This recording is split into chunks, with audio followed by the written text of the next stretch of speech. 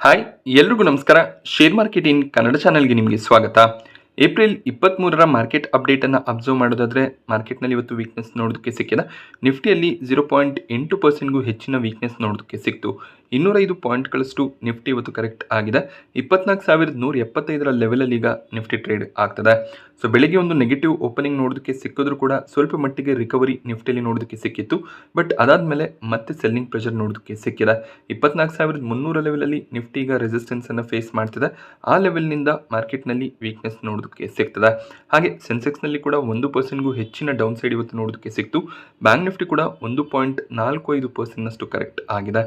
IT index ಹಾಗೆ auto ಸೆಕ್ಟರ್ನ ಸ್ಟಾಕ್ಗಳಲ್ಲಿ ಕೂಡ ಇವತ್ತು ವೀಕ್ನೆಸ್ ನೋಡೋದಕ್ಕೆ ಸಿಕ್ಕಿದೆ.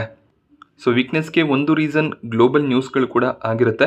ಇರಾನ್ ಸ್ಟ್ರೈಟ್ ಆಫ್ ಹಾರ್ಮೋಸನ್ನು ಕಂಪ್ಲೀಟ್ ಆಗಿ ಓಪನ್ ಮಾಡೋದಿಲ್ಲ ಅಂತ ಹೇಳಿದ್ದಾರೆ.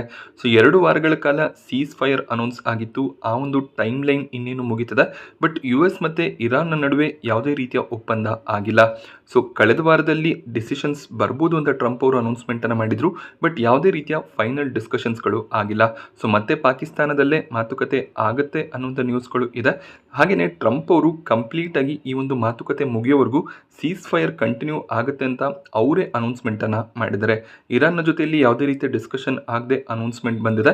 ಆದ್ದರಿಂದ ಇರಾನ್ ಕೂಡ ಸ್ಟ್ರೈಟ್ ಆಫ್ ಹಾರ್ಮೋಸ್ನಲ್ಲಿ ಕಂಪ್ಲೀಟ್ ಕಂಟ್ರೋಲನ್ನು ಮೇಂಟೈನ್ ಮಾಡ್ತಿದ್ದಾರೆ. ಆಲ್ರೆಡಿ 3 ಶಿಪ್ಗಳನ್ನು ಅಟ್ಯಾಕ್ ಕೂಡ ಮಾಡಿದ್ದಾರೆ. ಕ್ರೂಡ್ ಪ್ರೈಸಸ್ ಮತ್ತೆ ಜಂಪ್ ಆಗೋದಕ್ಕೆ ಸ್ಟಾರ್ಟ್ ಆಗಿದೆ. ಒಂದು ಫೈನಲ್ ಕನ್ಕ್ಲೂಷನ್ ಬರೋವರೆಗೂ ಈ ರೀತಿಯ ಒಂದು ಮೊಮೆಂಟಮ್ಸ್ ಕಂಟಿನ್ಯೂ ಆಗುತ್ತೆ. ಹಾಗೆ ಯಾವೆಲ್ಲ ಶಿಪ್ಗಳನ್ನು ಇರಾನ್ ಅಲೋ ಮಾಡ್ತಿದೆ ಅದನ್ನು ಕುವೈತ್ ಅಥವಾ UAE ಬೌಂಡ್ರಿನಲ್ಲಿ US ಆರ್ಮಿ ತಡಿತಾ ಇದ್ದಾರೆ. ಅದನ್ನು US ಕಂಟ್ರೋಲ್ಗೆ ತಗೋತಿದೆ. ಒಂದು ಫ್ರೀ ಪ್ಯಾಸೇಜ್ ಸಿಗ್ತಾ ಇಲ್ಲ. ಸೊ ಸ್ಟ್ರೈಟ್ ಆಫ್ ಹಾರ್ಮೋಸನ್ನು ಕ್ರಾಸ್ ಮಾಡಿದ್ರು ಕೂಡ US ನೇವಿಯನ್ನು ಕ್ರಾಸ್ ಮಾಡೋದಕ್ಕೆ ಸಾಧ್ಯ ಆಗ್ತಿಲ್ಲ. ಯುರೋಪ್ನಿಂದ ಏಷ್ಯಾ ಕಡೆ ಬರುವಂಥ ಹಡಗುಗಳನ್ನು US ನೇವಿ ತಡಿತಾ ಇದ್ದಾರೆ. ಸೊ ನಮಗೆ ಕ್ರೂಡ್ ಆಯಿಲ್ ಸಿಗ್ತಿಲ್ಲ, ನಮ್ಮ ಟ್ರೇಡ್ ಆಗ್ತಿಲ್ಲ ಅಂದರೆ ಬೇರೆ ದೇಶಗಳು ಕೂಡ ಕ್ರೂಡ್ ಆಯಿಲನ್ನು ಪಡ್ಕೋಬಾರ್ದು ಅನ್ನೋದು US ಉದ್ದೇಶ ಕೂಡ ಆಗಿರುತ್ತೆ. ಸೊ ಇದರಿಂದ ಏನಾಗುತ್ತೆ, ಕ್ರೂಡ್ ಪ್ರೈಸಸ್ ಇನ್ನಷ್ಟು ಜಂಪ್ ಆಗುತ್ತೆ. ಸೊ ಈ ಒಂದು ಬ್ಲಾಕೇಜ್ ಏನಿದೆ ಅದನ್ನು US ನಿಲ್ಲಿಸಬೇಕು. ಇಲ್ಲ ಅಂದರೆ ನಾವು ಯಾವುದೇ ರೀತಿಯ ಪ್ಯಾಸೇಜನ್ನು ಅಲೋ ಮಾಡೋದಿಲ್ಲ ಅಂತ ಇರಾನ್ ವಾರ್ನಿಂಗ್ ಅನ್ನು ಕೂಡ ಕೊಟ್ಟಿದ್ದಾರೆ. ಸೊ ಬ್ಲಾಕೇಡ್ ಕ್ರಿಯೇಟ್ ಆಗಿರೋದು ಈ ಒಂದು ಮಾರ್ಕೆಟ್ ವೀಕ್ನೆಸ್ಗೆ ಕಾರಣ ಆಗಿರುತ್ತೆ. ಸೊ US ಈ ಒಂದು ಬ್ಲಾಕೇಡನ್ನು ಕ್ರಿಯೇಟ್ ಮಾಡಿರೋದ್ರಿಂದ ಇರಾನ್ನ ಟ್ರೇಡ್ನ ಮೇಲೆ ಕೂಡ ಇಂಪ್ಯಾಕ್ಟ್ ಆಗ್ತದೆ. ಇರಾನ್ ಸಾಕಷ್ಟು ಕ್ರೂಡ್ ಆಯಿಲನ್ನು ಯುರೋಪಿಯನ್ ನೇಷನ್ಸ್ಗಳಿಗೆ ಸಪ್ಲೈ ಮಾಡ್ತಾರೆ. ಅಲ್ಲಿ US ನೇವಿ ಕಂಟ್ರೋಲನ್ನು ಮಾಡ್ತಿರೋದು ಇರಾನ್ನ ವ್ಯಾಪಾರಕ್ಕೆ ಕೂಡ ಹೊಡೆತವನ್ನು ಕೊಟ್ಟಿದೆ. ನಿಫ್ಟಿಯ ಟಾಪ್ ಗೇನರ್ಸ್ ಆ್ಯಂಡ್ ಲೂಸರ್ಸನ್ನು ಅಬ್ಸರ್ವ್ ಮಾಡಿದಾಗ ಡಾಕ್ಟರ್ ರೆಡ್ಡಿಸ್ ಲ್ಯಾಬ್ ಇವತ್ತು ಟಾಪ್ ಗೇನರ್ ಆಗಿತ್ತು. 9%ಗೂ ಹೆಚ್ಚಿನ jump doctor Reddy's lab stock ಪ್ರೈಸ್ನಲ್ಲಿ ನೋಡೋದಕ್ಕೆ ಸಿಕ್ಕಿದೆ. ಇದಕ್ಕೆ ರೀಸನ್ ಸೆಮಾಗ್ಲೂಟೈಡ್ ಡ್ರಗ್ಗನ್ನು ಕೆನಡಾದಲ್ಲಿ ಲಾಂಚ್ ಮಾಡೋದಕ್ಕೆ ಇವರು ಮೇ 2025ರಲ್ಲಿ ಅಪ್ಲಿಕೇಶನ್ ಹಾಕಿದ್ರು. ಬಟ್ ರೀಸೆಂಟಾಗಿ ಅಕ್ಟೋಬರ್ 2025ರಲ್ಲಿ ನಾನ್ ಕಂಪ್ಲಯನ್ಸ್ ನೋಟಿಸನ್ನು ಡಾಕ್ಟರ್ ರೆಡ್ಡಿಸ್ ಲ್ಯಾಬ್ ಪಡ್ಕೊಂಡಿದ್ರು. ಆ ಸಂದರ್ಭದಲ್ಲಿ ಸ್ಟಾಕ್ನಲ್ಲಿ ವೀಕ್ನೆಸ್ ಕೂಡ ನೋಡೋದಕ್ಕೆ ಸಿಕ್ಕಿತ್ತು. ಇನ್ನೇನು ಈ ಡ್ರಗ್ ಕೆನಡಾದಲ್ಲಿ ಲಾಂಚ್ ಆಗೋದೇ ಇಲ್ಲ ಅನ್ನುವಂಥ ನ್ಯೂಸ್ಗಳು ಬರೋದಕ್ಕೆ ಸ್ಟಾರ್ಟ್ ಆದಾಗ ಸ್ವಲ್ಪ ಸ್ಟಾಕ್ ವೀಕ್ ಆಗಿ ಟ್ರೇಡ್ ಆಗಿತ್ತು. ಬಟ್ ಈಗ ಮತ್ತೆ ಪಾಸಿಟಿವ್ ನ್ಯೂಸ್ ನೋಡೋದಕ್ಕೆ ಸಿಕ್ಕಿದೆ. ಸೊ ಎಲ್ಲ ಒಂದು ಕಡೆ ಈ ಒಂದು ಡ್ರಗ್ಗೆ ಅಪ್ರೂವಲ್ ಸಿಗ್ಬೋದು ಅನ್ನುವಂಥ ಹೋಪ್ ಕ್ರಿಯೇಟ್ ಆಗ್ತದೆ. ಸೊ ಒಂದು ಅಪ್ರೂವಲ್ ಡಿಸಿಷನ್ ಕೆನಡಾ ಕಡೆಯಿಂದ ಆದಷ್ಟು ಬೇಗ ಬರ್ಬೋದು, ಮೇನಲ್ಲಿ ಅಪ್ರೂವಲ್ ಸಿಗ್ಬೋದು ಅನ್ನುವಂಥ ನ್ಯೂಸ್ ನೋಡೋದಕ್ಕೆ ಸಿಕ್ಕಿದೆ. ಆ ರೀಸನ್ನಿಂದ ಡಾಕ್ಟರ್ ರೆಡ್ಡಿಸ್ ಲ್ಯಾಬ್ ಇವತ್ತು 10%ನ ಗೇನನ್ನು ಕೂಡ ಪಡ್ಕೊಂಡಿತ್ತು. ಅದಾದಮೇಲೆ ಸ್ವಲ್ಪ ಪ್ರಾಫಿಟ್ ಬುಕಿಂಗ್ ನೋಡೋದಕ್ಕೆ ಸಿಕ್ಕಿದೆ. ಬಟ್ 2022ರಲ್ಲಿ ಈ ರೀತಿಯ ಒಂದು ಜಂಪ್ ಡಾಕ್ಟರ್ ರೆಡ್ಡಿಸ್ ಸ್ಟಾಕ್ ಪ್ರೈಸ್ನಲ್ಲಿ ನೋಡೋದಕ್ಕೆ ಸಿಕ್ಕಿತ್ತು. ಅದಾದಮೇಲೆ ಈ ರೀತಿಯ ಒಂದು ಸ್ಪೈಕ್ 4 ವರ್ಷಗಳ ನಂತರ ಈಗ ಬರ್ತಿದೆ. ಸಿಪ್ಲಾ ಸ್ಟಾಕ್ ಪ್ರೈಸ್ನಲ್ಲಿ ಕೂಡ 5.5%ನ ಜಂಪ್ ಇವತ್ತು ನೋಡೋದಕ್ಕೆ ಸಿಕ್ಕಿದೆ. ಜಿಯೋ ಫಿನಾನ್ಷಿಯಲ್ಸ್ ಕೂಡ 4.5%ನ ಅರೌಂಡಲ್ಲಿ ಗೇನ್ ಆಯಿತು. ಇದಕ್ಕೆ ರೀಸನ್ ಅಲಯನ್ಸ್ ಗ್ರೂಪ್ನ ಜೊತೆಯಲ್ಲಿ ಜಿಯೋ ಫಿನಾನ್ಷಿಯಲ್ ಒಂದು ಅಗ್ರಿಮೆಂಟನ್ನು ಸೈನ್ ಮಾಡಿದ್ದಾರೆ. 50-50 ಜಾಯಿಂಟ್ ವೆಂಚರನ್ನು ಸ್ಟಾರ್ಟ್ ಮಾಡಿ ಇನ್ಶೂರೆನ್ಸ್ ಬಿಸ್ನೆಸ್ಗೆ ಎಂಟರ್ ಆಗಬೇಕು ಅಂತ ಇದ್ದಾರೆ. ಅಲಯನ್ಸ್ ಗ್ರೂಪ್ ಈ ಮುಂಚೆ ಬಜಾಜ್ನ ಜೊತೆಯಲ್ಲಿ ಜಾಯಿಂಟ್ ವೆಂಚರನ್ನು ಹೊಂದಿದ್ರು. ಬಜಾಜ್ ಅಲಯನ್ಸ್ ಒಂದು ರೆಪ್ಯೂಟೆಡ್ ಇನ್ಶೂರೆನ್ಸ್ ಕಂಪನಿ ಆಗಿತ್ತು. ಬಟ್ ಬಜಾಜ್ ಗ್ರೂಪ್ನೊಂದಿಗೆ ಅವರು ತಮ್ಮ ಒಂದು ಜಾಯಿಂಟ್ ವೆಂಚರನ್ನು ಕ್ಲೋಸ್ ಮಾಡಿದ್ರು. ಈಗ ರಿಲಯನ್ಸ್ನೊಂದಿಗೆ ಪಾರ್ಟ್ನರ್ಶಿಪ್ಪನ್ನು ಮಾಡ್ತಿದ್ದಾರೆ. ಈ ಒಂದು ನ್ಯೂಸ್ ಏನಿದೆ ಜಿಯೋ ಫಿನಾನ್ಷಿಯಲ್ಸ್ಗೆ ಪಾಸಿಟಿವ್ ನ್ಯೂಸ್ ಆಗಿರುತ್ತೆ. ಆ ರೀಸನ್ನಿಂದ ಸ್ಟಾಕ್ 4%ನಷ್ಟು ಗೇನ್ ಆಗಿದೆ. ಹಾಗೆ ಅದಾನಿ ಎಂಟರ್ಪ್ರೈಸಸ್ ಅಪೋಲೋ ಹಾಸ್ಪಿಟಲ್ ಕೂಡ 1.5% ಅರೌಂಡಲ್ಲಿ ಇವತ್ತು ಗೇನ್ ಆಯಿತು. ಟಾಪ್ ಲೂಸರ್ಸನ್ನು ಅಬ್ಸರ್ವ್ ಮಾಡಿದಾಗ ಟ್ರೆಂಟ್ ಇವತ್ತು ಟಾಪ್ ಲೂಸರ್ ಆಗಿತ್ತು. 4%ನ ಕರೆಕ್ಷನ್ ಟ್ರೆಂಟಲ್ಲಿ ನೋಡೋದಕ್ಕೆ ಸಿಕ್ಕಿದೆ. ಇದಕ್ಕೆ ರೀಸನ್ ನಿನ್ನೆ ಟ್ರೆಂಟ್ ತಮ್ಮ ರಿಸಲ್ಟ್ಸನ್ನು ಡಿಕ್ಲೇರ್ ಮಾಡಿದರು. 413 ಕೋಟಿಯ ಪ್ರಾಫಿಟ್ ಟ್ರೆಂಟ್ನ ಕಡೆಯಿಂದ ಈ ಕ್ವಾರ್ಟರ್ನಲ್ಲಿ ಡಿಕ್ಲೇರ್ ಆಗಿದೆ. ಲಾಸ್ಟ್ ಕ್ವಾರ್ಟರ್ನಲ್ಲಿ 510 ಕೋಟಿಯ ಪ್ರಾಫಿಟ್ಸ್ ಬಂದಿತ್ತು. ಲಾಸ್ಟ್ ಕ್ವಾರ್ಟರ್ ರೆವೆನ್ಯೂಸ್ ಕೂಡ ಸ್ಟ್ರಾಂಗ್ ಆಗಿ ಡಿಕ್ಲೇರ್ ಆಗಿತ್ತು. ಅದಕ್ಕೆ reason last quarter festival season ಆಗಿದ್ದರಿಂದ ಒಳ್ಳೆ ಒಂದು ಸೇಲ್ಸ್ ಆಗಿದೆ. ಸೊ ಇಲ್ಲಿ year on year comparison better ಆಗ್ಬೋದು. ಸೊ ಮಾರ್ಚ್ 2025ರಲ್ಲಿ 312 ಕೋಟಿಯ ಪ್ರಾಫಿಟ್ಸ್ ಇತ್ತು. So year on year profits 100 ಕೋಟಿಯಷ್ಟು ಜಂಪ್ ಆಗಿದೆ. ಸೇಲ್ಸ್ ಕೂಡ ಆಲ್ಮೋಸ್ಟ್ 800 ಕೋಟಿ ಜಾಸ್ತಿ ಆಗಿದೆ. ಬಟ್ ಸ್ಟಿಲ್ ಸ್ಟಾಕ್ ಪ್ರೈಸ್ನಲ್ಲಿ ವೀಕ್ನೆಸ್ ನೋಡೋದಕ್ಕೆ ಸಿಕ್ಕಿದೆ. ಕಂಪನಿ ಬೋನಸನ್ನು ಕೂಡ ಇಶ್ಯೂ ಮಾಡ್ತೀವಿ ಅಂತ ಹೇಳಿದರೆ 1:2 ರೇಷಿಯೋ ಕೂಡ ಫಿಕ್ಸ್ ಆಗಿದೆ. ಇದಕ್ಕೆ ಇನ್ನಷ್ಟೇ ರೆಕಾರ್ಡ್ ಡೇಟ್ ಕೂಡ ಬರಬೇಕಾಗಿದೆ. ಸೊ ನೀವು ಈಗಲೂ ಕೂಡ ಟ್ರೆಂಡ್ ಶೇರ್ಗಳನ್ನು ಪರ್ಚೇಸ್ ಮಾಡಿದ್ರೆ ಈ ಒಂದು ಬೋನಸ್ಗೆ ನೀವು ಎಲಿಜಿಬಲ್ ಆಗಿರ್ತೀರಾ. ಬಟ್ ಜಸ್ಟ್ ಬೋನಸ್ನ ನ್ಯೂಸ್ನಿಂದ ಸ್ಟಾಕನ್ನು ಪರ್ಚೇಸ್ ಮಾಡಿಬಿಡಿ. ಕಂಪನಿಯ ಫಂಡಮೆಂಟಲ್ಸನ್ನು ನೋಡಿ ಡಿಸಿಷನನ್ನು ತಗೋಬೇಕಾಗುತ್ತೆ. ಫಂಡಮೆಂಟಲ್ ಸ್ಟ್ರಾಂಗ್ ಆಗಿದೆ. ನಿಫ್ಟಿ 50 ಕಂಪನಿ ಕೂಡ ಆಗಿರುತ್ತೆ. ಲಾಂಗ್ ಟರ್ಮ್ ಪರ್ಸ್ಪೆಕ್ಟಿವ್ ಇದ್ದರೆ ಖಂಡಿತವಾಗ್ಲೂ ಬೈ ಮಾಡ್ಕೋಬೋದು. ಹಾಗೆ 2500 ಕೋಟಿಯ ಫಂಡ್ ರೈಸಿಂಗ್ ಪ್ಲಾನ್ನ ಕೂಡ ಅನೌನ್ಸ್ ಮಾಡಿದರೆ ರೈಟ್ ಇಶ್ಯೂ ಮೂಲಕ ಈ ಒಂದು ಫಂಡ್ ರೈಸಿಂಗ್ ಆಗುತ್ತೆ. ಇದಕ್ಕೆ ಇನ್ನಷ್ಟೇ ಡೇಟ್ಸ್ಗಳು ಕೂಡ ಫೈನಲೈಸ್ ಆಗಬೇಕಾಗಿದೆ. ಶ್ರೀರಾಮ್ ಫಿನಾನ್ಸ್ 3.5% ಅರೌಂಡಲ್ಲಿ ಕರೆಕ್ಟ್ ಆಗಿದೆ. Shriram finance Nifty momentum basis ಮೇಲೆ ಟ್ರೇಡ್ ಆಗುವಂಥ ಸ್ಟಾಕ್ ಆಗಿದೆ. ಸೊ ನಿಫ್ಟಿಯಲ್ಲಿ ವೀಕ್ನೆಸ್ ಇದ್ದರೆ ಈ ಸ್ಟಾಕ್ ಕೂಡ ಕರೆಕ್ಟ್ ಆಗುತ್ತೆ. ನಿಫ್ಟಿ ಪಾಸಿಟಿವ್ ಆಗಿ ಇದ್ದರೆ ಶ್ರೀರಾಮ್ ಫಿನಾನ್ಸಲ್ಲಿ ಕೂಡ ಒಳ್ಳೆಯ ಒಂದು ಮೊಮೆಂಟಮ್ ಕಾಣಿಸುತ್ತೆ. M&M 3.5% ಅರೌಂಡಲ್ಲಿ ಕರೆಕ್ಟ್ ಆಯಿತು. SBI ಲೈಫ್ ಇನ್ಶೂರೆನ್ಸ್ ಕೂಡ ರಿಸಲ್ಟನ್ನು ಡಿಕ್ಲೇರ್ ಮಾಡಿದ್ರು. ಅಷ್ಟೇನು ಸ್ಟ್ರಾಂಗ್ ರಿಸಲ್ಟ್ಸ್ ಬಂದಿರಲಿಲ್ಲ. ಆದ್ದರಿಂದ ಸ್ಟಾಕ್ 3% ಕರೆಕ್ಟ್ ಆಗಿದೆ. ಟೆಕ್ ಮಹೀಂದ್ರಾದಲ್ಲಿ 3% ಕರೆಕ್ಷನ್ ನೋಡೋದಕ್ಕೆ ಸಿಕ್ಕಿದೆ. ಸೊ ಟೆಕ್ ಮಹೀಂದ್ರಾ ಕೂಡ ತಮ್ಮ Q4 ರಿಸಲ್ಟನ್ನು ಅನೌನ್ಸ್ ಮಾಡಿದ್ರು. ಸೊ ಸ್ಟಾಕ್ನಲ್ಲಿ ವೀಕ್ನೆಸ್ಗೆ ರೀಸನ್ ಮಾರ್ಕೆಟ್ನ ಕರೆಕ್ಷನ್ ಆಗಿರುತ್ತೆ. ಹಾಗೆಯೇ ಕೆಲವೊಂದಿಷ್ಟು ಬ್ರೋಕರೇಜ್ಗಳು ಈಗಲೂ ಕೂಡ ಸೆಲ್ ಅಥವಾ ಹೋಲ್ಡ್ ರೆಕಮೆಂಡೇಶನ್ನ ಕೊಟ್ಟಿದ್ದಾರೆ. ಟಾರ್ಗೆಟ್ಸ್ ಸ್ವಲ್ಪ ಮಟ್ಟಿಗೆ ಕಟ್ ಆಗಿರೋದು ಕೂಡ ಕರೆಕ್ಷನ್ಗೆ ಕಾರಣ ಆಗಿರುತ್ತೆ. ರಿಸಲ್ಟನ್ನು ಅಬ್ಸರ್ವ್ ಮಾಡಿದಾಗ 1356 ಕೋಟಿಯ ಪ್ರಾಫಿಟ್ ಡಿಕ್ಲೇರ್ ಆಗಿದೆ. 15,000 ಕೋಟಿಗೂ ಹೆಚ್ಚಿನ ರೆವೆನ್ಯೂ ಡಿಕ್ಲೇರ್ ಮಾಡಿದ್ದಾರೆ. Year on year quarter profits strong ಆಗಿ ಜಂಪ್ ಆಗಿದೆ. ಸೊ $$ ಸ್ಟ್ರಾಂಗ್ ಆಗಿದ್ರಿಂದ ಒಳ್ಳೆ ರೆವೆನ್ಯೂ ಪ್ರಾಫಿಟ್ ಗ್ರೋತ್ ನೋಡೋದಕ್ಕೆ ಸಿಕ್ಕಿದೆ. ರಿಸಲ್ಟ್ ಸ್ಟ್ರಾಂಗ್ ಆಗಿಯೇ ಬಂದಿದೆ.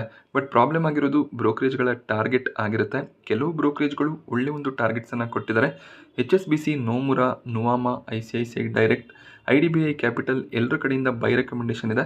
1650ರಿಂದ 1780 ಟಾರ್ಗೆಟ್ಸ್ ನೋಡೋದಕ್ಕೆ ಸಿಗ್ತದೆ. ಬಟ್ ಅದೇ ಜೆಫ್ರೀಸ್, ಸಿಟಿ, ಗೋಲ್ಡ್ಮನ್ ಸ್ಯಾಕ್ಸ್, ಫಾರಿನ್ ಬ್ರೋಕರೇಜಸ್ಗಳು ಸೆಲ್ ರೆಕಮೆಂಡೇಶನನ್ನು ಕೊಟ್ಟು 1200ರಿಂದ 1400 ಟಾರ್ಗೆಟ್ಸನ್ನು ಕೊಡ್ತಾ ಇದ್ದಾರೆ. ಸೊ ಬ್ರೋಕರೇಜಸ್ಗಳು ಡಿವೈಡೆಡ್ ಒಪಿನಿಯನನ್ನು ಹೊಂದಿದ್ದಾರೆ. ಆದ್ದರಿಂದ ಸ್ಟಾಕ್ ಸ್ವಲ್ಪ ನೆಗೆಟಿವ್ ಆಗಿ ಟ್ರೇಡ್ ಆಗಿದೆ. BL ಕಂಪನಿಗೆ ಇನ್ನೊಂದು ಸ್ಟ್ರಾಂಗ್ ಆರ್ಡರ್ ಸಿಕ್ಕಿದೆ. 569 ಕೋಟಿಯ ಆರ್ಡರ್ನ ಕಂಪನಿ ಪಡ್ಕೊಂಡಿದ್ದಾರೆ. ಸ್ಟಾಕ್ ಅಷ್ಟೇನು ಪಾಸಿಟಿವ್ ಆಗಿ ಇವತ್ತು ಟ್ರೇಡ್ ಆಗಲಿಲ್ಲ. ಫ್ಲಾಟ್ ಆಗಿ ಕ್ಲೋಸಿಂಗ್ ನೋಡೋದಕ್ಕೆ ಸಿಕ್ಕಿದೆ.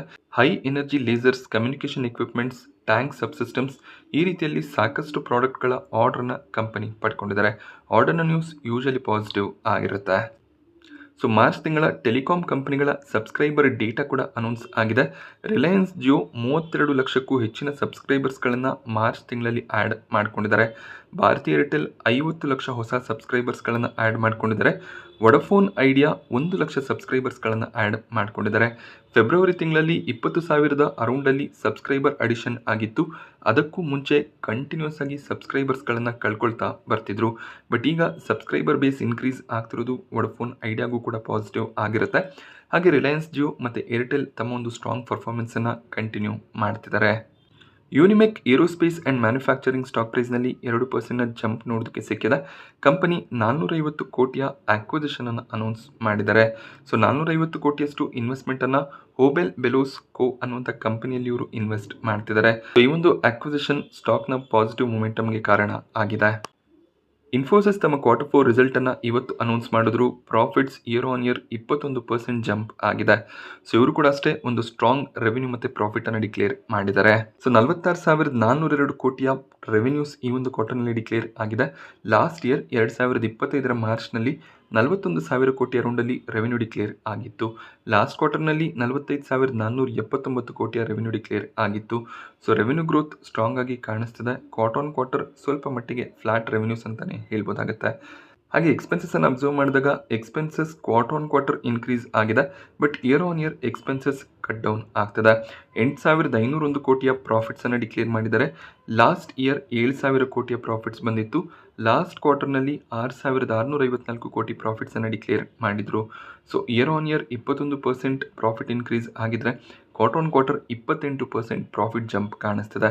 ಒಂದು ಸ್ಟ್ರಾಂಗ್ US ಡಾಲರ್ನಿಂದ ಇನ್ಫೋಸಿಸ್ನ ರಿಸಲ್ಟ್ಸ್ ಕೂಡ ಸ್ಟ್ರಾಂಗ್ ಆಗಿ ಬರ್ತಿದೆ. ಹಾಗೆ ಒಂದು ಸ್ಟ್ರಾಂಗ್ ಡೀಲ್ ವಿನ್ಸನ್ನು ಕೂಡ ರೆಕಾರ್ಡ್ ಮಾಡಿದ್ದಾರೆ. $3.2 ಬಿಲಿಯನ್ ಡೀಲ್ ವಿನ್ಸ್ ಡಿಕ್ಲೇರ್ ಆಗಿದೆ.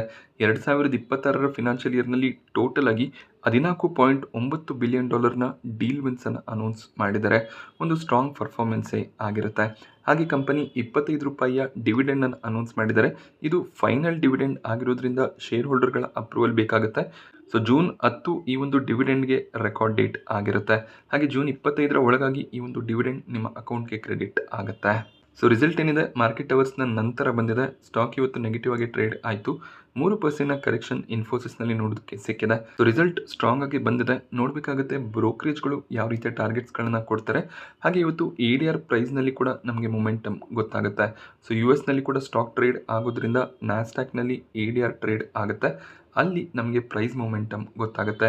ADR ಪ್ರೈಸಸ್ ಪಾಸಿಟಿವ್ ಆಗಿ ಇದ್ದರೆ ನಾಳೆ ಕೂಡ ಒಂದು ಸ್ಟ್ರಾಂಗ್ ಓಪನಿಂಗನ್ನು ಇನ್ಫೋಸಿಸ್ನಲ್ಲಿ ಎಕ್ಸ್ಪೆಕ್ಟ್ ಮಾಡ್ಬೋದು. ಅಂದರೆ ಲಾಸ್ಟ್ ಕ್ವಾರ್ಟರ್ಗೆ ಕಂಪೇರ್ ಮಾಡಿದಾಗ 8,440 ಎಂಪ್ಲಾಯೀಸ್ಗಳು ಇನ್ಫೋಸಿಸ್ನಿಂದ ಆಚೆ ಹೋಗಿದ್ದಾರೆ. ಹಾಗೆ 2027 ಕರೆಂಟ್ ಫಿನಾನ್ಷಿಯಲ್ ಇಯರ್ ಏನಿದೆ, ಸೊ ಇಲ್ಲಿ 20,000 ಫ್ರೆಷರ್ಸ್ಗಳನ್ನು ಹೈರ್ ಮಾಡ್ಕೋತೀವಿ ಅಂತ ಕಂಪನಿ ಹೇಳಿದ್ದಾರೆ. ಅಂದರೆ ಕಾಲೇಜ್ನಿಂದ ಪಾಸ್ ಆಗುವಂಥ ಇಂಜಿನಿಯರ್ಸ್ಗಳನ್ನು ಕಂಪನಿ ಹೈಯರ್ ಮಾಡ್ಕೋತಾರೆ. ಸೊ ಇದರಿಂದ ಹೆಡ್ ಕೌಂಟ್ಸ್ ಇನ್ಕ್ರೀಸ್ ಆಗುತ್ತೆ. ಸೊ ಈ ಕ್ವಾರ್ಟರ್ನಲ್ಲಿ TCS, HCL, Wipro head counts increase ಆಗಿತ್ತು. ಬಟ್ ಇನ್ಫೋಸಿಸ್ನ ಹೆಡ್ ಕೌಂಟ್ ಕಡಿಮೆ ಆಗಿದೆ. ಇದು ಸ್ವಲ್ಪ ಮಟ್ಟಿಗೆ ನೆಗೆಟಿವ್ ನ್ಯೂಸೇ ಆಗಿರುತ್ತೆ. ಸೊ ನೋಡಬೇಕಾಗುತ್ತೆ ಯಾವ ರೀತಿಯಲ್ಲಿ ಈ ನ್ಯೂಸ್ಗಳಿಗೆ ಇನ್ಫೋಸಿಸ್ ನಾಳೆ ರಿಯಾಕ್ಟ್ ಮಾಡುತ್ತೆ ಅಂತ. ನಾನಿವತ್ತು ನಿಮಗೆ ಮಾರ್ಕೆಟ್ನ ಬಗ್ಗೆ ಪ್ರೊವೈಡ್ ಮಾಡಿದಂಥ ಇನ್ಫಾರ್ಮೇಷನ್ ಇಷ್ಟ ಆದರೆ ವಿಡಿಯೋನ ಲೈಕ್ ಮಾಡಿ. ಹಾಗೆ ಇದೇ ರೀತಿಯ ಮಾರ್ಕೆಟ್ ಅಪ್ಡೇಟ್ಸ್ಗಳಿಗೆ ಚಾನಲ್ನ ಸಬ್ಸ್ಕ್ರೈಬ್ ಮಾಡ್ಕೊಳ್ಳಿ. Thank you friends.